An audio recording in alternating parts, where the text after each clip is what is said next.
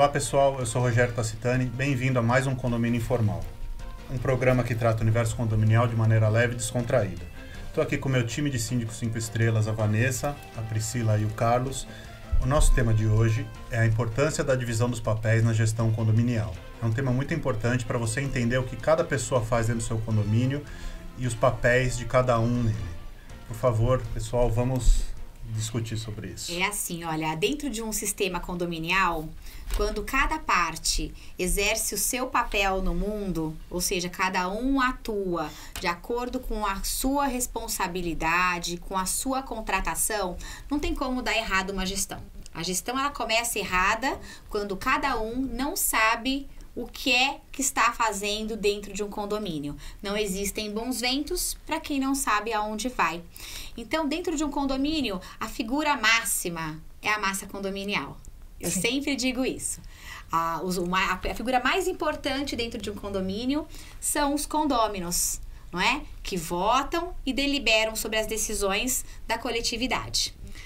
Feito isso, eles contratam um síndico ou eles elegem um síndico para que esse síndico seja o responsável pela parte organizacional, administrativa, as responsabilidades legais, eu não digo só civil e criminal, porque hoje nós temos previdenciária, trabalhista, ambiental, não é? Acidentária, toda essa parte que é um leque de funções. Por isso que eu falo dos grandes polvos síndicos, que tem várias funções, várias capacitações para poder fazer a gestão.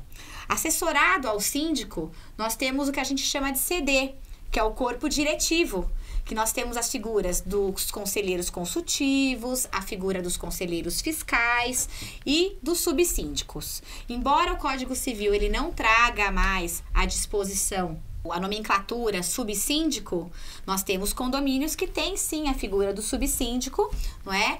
Que vai ajudar na gestão. Nós temos hoje subsíndicos ligados a torres em determinados condomínios. Nós temos subsíndicos que são únicos, não é? Porque só temos um subsíndico. Hoje, com os condomínios maiores, eu falo porque todo mundo aqui, né? Nós temos condomínios maiores. Então, cada torre acaba tendo o seu subsíndico. O que o subsíndico faz? Ele assessora o síndico, ele ajuda o síndico, ele não manda no síndico. Corpo diretivo. O que o corpo diretivo faz? Ele assessora o síndico, colabora, participa, fiscaliza. Os conselheiros fiscais verificam que as pastas de prestações de contas, verificam a parte econômica, fiscal, contábil dos prédios. Não é? O que eu gosto sempre de falar? Que síndico não é marionete, síndico não é zelador de luxo, síndico não é gerente predial, o síndico ele não é capacho e nem empregado de ninguém, mesmo porque os síndicos profissionais eles são contratados por meio de um contrato de prestação de serviços, não é empregado da CLT, artigo 3º da CLT, ele não é empregado. Né? Começa por aí. Vamos demitir o síndico. O síndico não é demitido. Síndico, ele é eleito, tem renúncia, se ele quiser sair, tem a destituição. Tem o final dos mandatos, mas ele não é demitido, ele não é empregado, né? Síndico é gestor e deve ser tratado como tal, como gestor da massa condominial e não empregado da massa ou empregado de unidades privativas, aos particulares que querem delegar as suas responsabilidades a esse cidadão. Eu acho que é interessante. A Vanessa deixou bem clara a questão dos papéis, né? Porque não adianta você querer ser do corpo diretivo só para fazer fofoca. Pois é. Isso eu acho que é bem importante a gente passar. Só fazer uma parte aqui, depois você continua. A Vanessa falou sobre subsíndico que não está mais no Código Civil. Como eu sei se meu condomínio tem ou não subsíndico? Convenção. Isso. Olha na convenção que está lá disposto todo o organograma do condomínio. Se tem subsíndico, quantos são os conselheiros ativos, quantos são os suplentes. Perfeito. Então, isso é determinado pela convenção. Independente disso, acho que é até interessante falar, mesmo que tenha subsíndico, você tem 4 cargos ali, 3 conselheiros e um subsíndico. E você tem 3 pessoas que querem participar. É possível deixar o cargo do subsíndico vago? É possível. É possível. Isso tudo, então, você precisa ler convenção, atas e buscar informação. Mas, se você é conselheiro, você não está apenas para absorver informações dentro do grupo de WhatsApp ou das reuniões de corpo diretivo para passar pelos coleguinhas, Pior né? que isso, Pri, é o cara que quer assumir como conselheiro para obter vantagem própria. Isso. Eu vou entrar no conselho... Vou resolver meu problema e saio. Ele resolve o problema dele e ele, ó, cai fora de fininho. Ou eu estarei no corpo diretivo para dar carteirada no condomínio, pros funcionários, até pro síndico. Você sabe com quem você está falando? Eu sou do corpo diretivo. E outra... fazer coisa errada no condomínio e se acobertar sobre o manto de estar no corpo diretivo como se ele fosse alguém acima de qualquer suspeita. É assim, quem está no corpo diretivo tem que dar exemplo. Tá no corpo diretivo, tem que dar exemplo aos demais moradores, tem que fazer o que é certo, tem que seguir a convenção, seguir o regulamento interno, mais do que qualquer outro morador. Porque o que eu vejo nos condomínios que eu assumo são subsíndicos, conselheiros fiscais, conselheiros consultivos, que querem dar carteirada. Eu posso porque eu sou do conselho, eu fiz errado e eu quero que você faça o que, mesmo que está errado, falando a um funcionário, porque eu sou do CD. Você sabe que eu posso demitir você porque eu tenho sua autoridade máxima? Não, não é. A autoridade máxima do condomínio, por isso que eu comecei falando, é a massa condominial. Pri, fala sério. Carlos, fala sério. Só fazer uma parte aqui no que a Vanessa falou. É bom você ter falado Sim. isso, porque eu tive uma reunião de conselho um mês atrás, mais ou menos, que eu expus justamente isso. A questão do síndico não é marionete de conselho. Sim. O síndico, ele é a autoridade máxima. Não precisa exercer isso de maneira autoritária, Sim, não mas precisa. assim, a responsabilidade é dele e ele tem que dar as diretrizes do condomínio, lógico, com as assessorias do conselho ou de seja lá quem for, da administradora, mas no final das contas, quem está lá como responsável, é o síndico. Vai lá, Carlos. Eu achei interessante a abordagem pelos vários aspectos.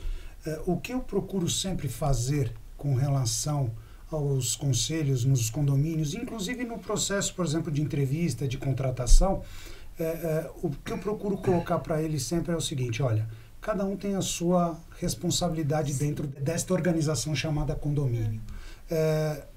Eu digo que não conheço nenhum condomínio que consiga realmente produzir bons resultados se todo mundo não estiver no mesmo barco remando na mesma direção. Isso em tudo, né? Então, eu sempre digo a eles o seguinte: olha, divergência para mim é salutar, tem que existir. Afinal, é um grupo de pessoas com cabeças diferentes, pensamentos diferentes. Então, tem que haver divergência. O que não pode haver é dissidência.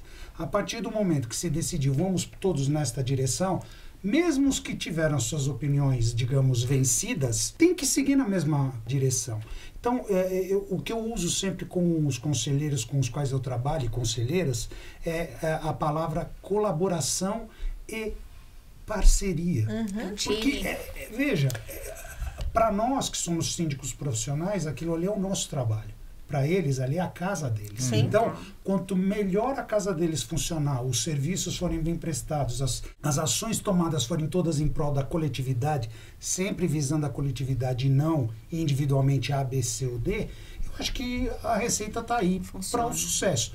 O grande problema que a gente está comentando aqui é que nem todo mundo tem esse tipo de postura e esse tipo de pensamento quando resolve entrar, por exemplo, para ser membro do corpo diretivo. Eu, na minha experiência, pelo menos, eu posso dizer que a grande maioria esmagadora sempre trabalhou muito com esse aspecto de parceria, de fazer a coisa acontecer, porque os principais beneficiados são eles, a massa condominial. Uma coisa que você falou, Carlos, e a gente fala muito, é assim: se for para colocar todo mundo pensando igual no conselho, não precisa de conselho, né? Só o síndico resolve tudo sozinho. Sim. Se eu coloco um monte de robô para falar amém para o que eu penso, ou se o síndico só fala amém para o que o conselho pensa, você não precisa ter as funções separadas. Coloca uma pessoa só que resolve tudo. Acho que é interessante também, a gente falou aqui bastante de conselheiro e subsíndico, é falar do papel do gestor, né? Muitas vezes eu acho que aqui todo mundo que foi síndico ou é síndico, ou mesmo um morador, pode ver que ali no começo da gestão sempre tem um atrito em que o gestor não quer ser... ele já está acostumado com aquela situação que ele vinha antes. E eles pensam o tempo inteiro, principalmente quando vem uma pessoa de fora: nossa, eu vou ser demitido. né? Eu acho que é papel tanto do gestor quanto do síndico tentar achar a sinergia para trabalhar junto. A questão é, se o trabalho dele tá errado, é porque o meu tá errado. Né? Uma coisa importante, eu sempre falo que não existe boa gestão de síndico nenhum se você não tiver um bom zelador ou um gerente predial ou uma boa administradora. Sim. Eu ia pedir para falar sobre isso. Pois é. Sobre o síndico, corpo diretivo, administrador e gestor. Pra Exatamente, gente colocar cada um no porque seu lugar. existe uma coisa muito importante. Ninguém sozinho, ninguém chega longe. Dentro de um condomínio, quanto mais sinergia, mais unido o time tiver, claro que os resultados são sempre melhores. Mas um síndico sozinho, ele não faz boa gestão se ele tiver sozinho. Se ele não tiver com um bom time, eu já coloco os zeladores, gerente predial e a boa administradora, que vai conduzir essa parte administrativa maior nos condomínios, não existe gestão competente se não tiver isso. E a divisão dos papéis, ela também deve acontecer com os próprios funcionários. Sim. Porque eu nunca levo em consideração nas minhas gestões, a minha gestão é completamente humanizada. É pessoal, eu olho no olho, pego na mão, abraço funcionário, enfim, não na pandemia, que agora é todo mundo de máscara, então é só cotoveladinha, não é? Mas ela é tão humanizada que eu quero saber o que está acontecendo com o meu time, eu quero conhecer cada um deles. Então, ela é muito próxima.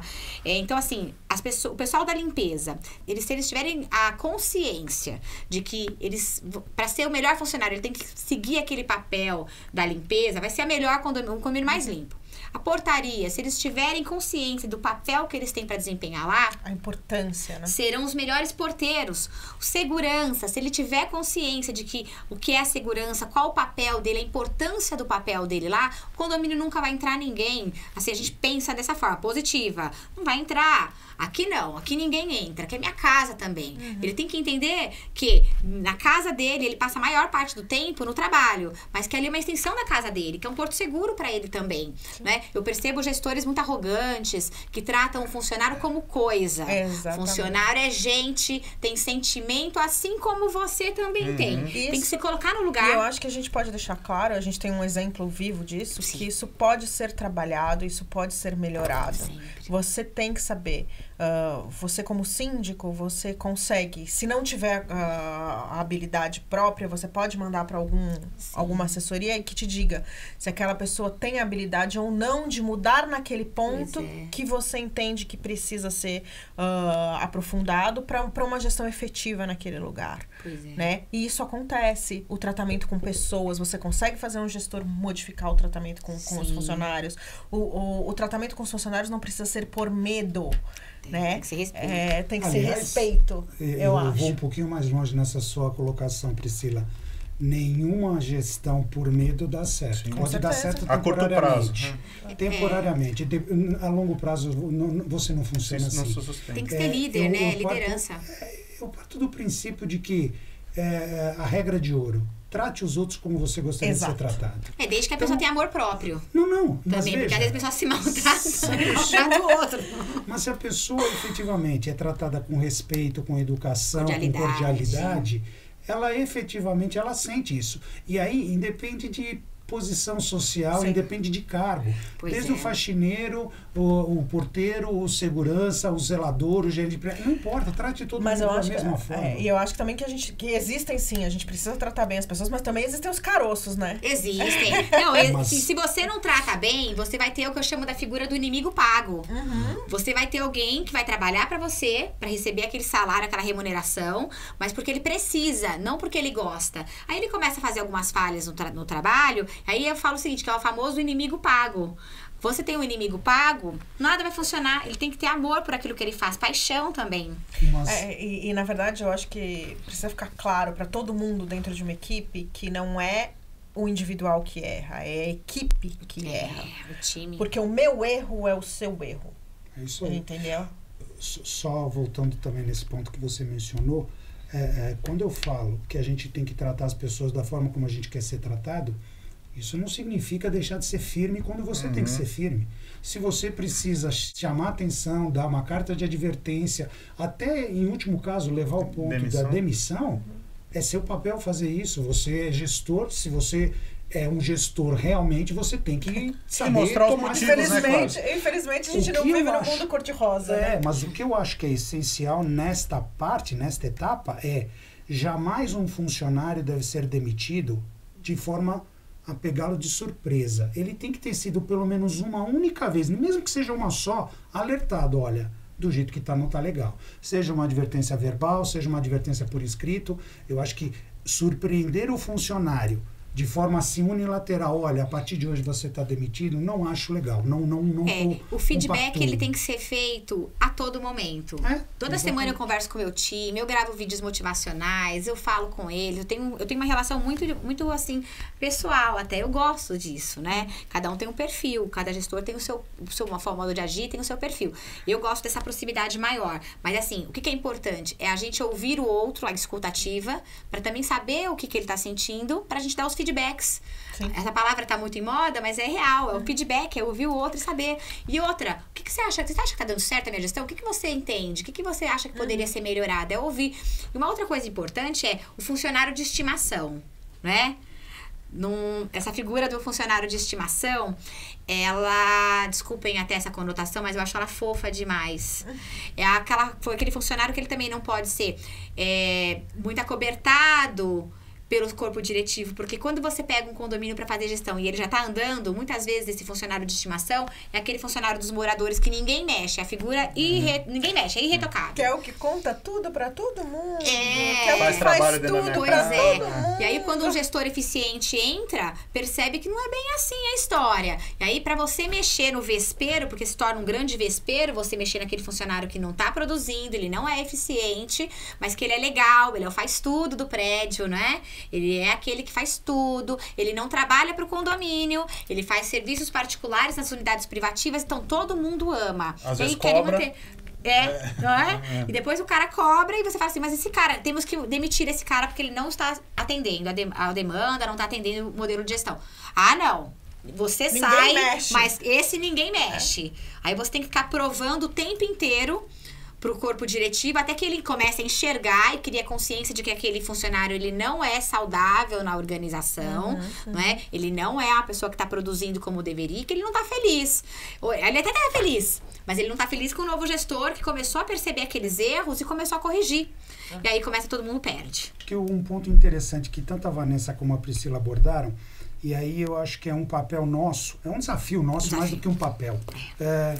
Mostrar, tanto para o corpo diretivo como para a massa condominial, quais são as implicações desse tipo de funcionário. Sim. Quando você tem um funcionário que trabalha no seu horário de expediente, e às vezes fora dele, o cara termina o horário de expediente no condomínio e vai trabalhar no apartamento. Quando você tenta explicar para os moradores, para os condôminos, a implicação de uma legislação trabalhista, caso aconteça algum acidente dentro da casa dele, que quem vai pagar por isso é o condomínio, talvez as pessoas comecem a mudar um pouco esse conceito. Eu falo talvez porque... Não é uma verdade absoluta. Não é uma verdade absoluta, exatamente. Então, o fato de você ter esse tipo de funcionário, na minha visão, é extremamente temerário quando você vê que o funcionário se aproveita desta situação. Porque aquele funcionário que é consciencioso, que realmente é colaborativo, não vejo muito problema. Mas o outro já... Eu acho que a gente podia entrar também na questão do papel da administradora, né? Sim. Porque as pessoas ficam muito em dúvida em relação, para que eu preciso ter um síndico e uma administradora? A pergunta que a gente mais escuta é, se a gente te contratar como síndico, eu vou precisar da administradora? Nossa, sim, vai. Né? Eu acho que... São coisas diferentes, né? Cada um no seu papel, e a administradora é um braço do síndico, Bração. Né? Então, assim, nós estamos terminando por hoje, deu nosso tempo. Esse foi mais um Condomínio Informal. Eu acho que hoje o que a gente tem que aprender nesse programa é assim, uma analogia que o Ricardo Carpati faz, eu gosto muito, que o síndico é o maestro do condomínio. Então o síndico centraliza tudo e ele tem que ter os outros músicos para ajudá-lo. Então a administradora é um braço, o corpo diretivo é outro braço, o gestor é outro braço, todos têm a sua importância, o porteiro, Sim. o faxineiro, cada um tem a sua importância dentro da organização. E o síndico tem que organizar tudo isso. O síndico monta a equipe, o síndico contrata a administradora ou mantém a que já estava, o síndico organiza faxineiros e porteiros e tal. Então, assim... tudo isso para o bem da massa condominial. Isso, sempre em virtude da massa condominial, exatamente. Então, A figura central é sempre o síndico, gente. Acho que é essa a grande lição aqui. E então escolha bem o seu síndico e o apoie, o aconselhe para que ele vá no rumo certo. Se você ficou até aqui e gostou do nosso vídeo, deixa seu like, se inscreva no nosso canal, ative o sininho para ser avisado de todas as novidades. Obrigado e até a próxima semana. Abraço.